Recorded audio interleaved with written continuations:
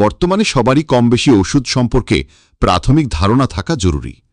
যে 10টি ওষুধ সবাই বাসায় রাখবেন তা হল 1. সার্জেল, যার উপাদান এসোমেপ্রাজল, গ্যাস্ট্রিকের সমস্যা হলে সকালে ও রাতে খালি পেটে খাবেন।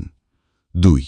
অ্যালজিন, যার উপাদান টাইমোনিয়াম মিথাইল সালফেট, যে কোনো পেট ব্যথা বা মহিলাদের পিরিয়ডের সময় ব্যথা হলে ভরা পেটে খাবেন।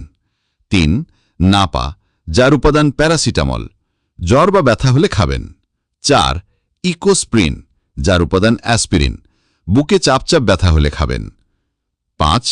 ফ্ল্যাজিল, যার উপাদান মেট্রোনিডাজল, পাতলা পায়খানা বা আমাশয় হলে খাবেন। 6. টুফনিল, যার উপাদান টোলফেনামিক অ্যাসিড, প্রচণ্ড মাথা ব্যথা হলে খাবেন। 7. ইটোরিক্স, যার উপাদান এটোরিকক্সিবে, দাঁত ব্যথা হলে খাবেন। 8. রূপা, যার উপাদান রূপাদারিন, সর্দি ঠান্ডা কাশি বা অ্যালার্জি হলে খাবেন। 9. এমিস্ট্যাট, যার উপাদান অনডানসেট্রন, বমি হলে খাবেন। 10. টেনোলক, যার উপাদান অ্যাটেনোলল, হঠাৎ প্রেশার বেড়ে গেলে খাবেন। প্রাথমিক চিকিৎসা হিসেবে ওষুধগুলো হাতের কাছে রেখে দেবেন, প্রয়োজনে ডাক্তারের শরণাপন্ন হবেন। উল্লেখ্য, ব্যথার ওষুধ সবসময় ভরা পেটে খাবেন এবং খাবারের আগে গ্যাস্ট্রিকের ওষুধ খেয়ে নেবেন।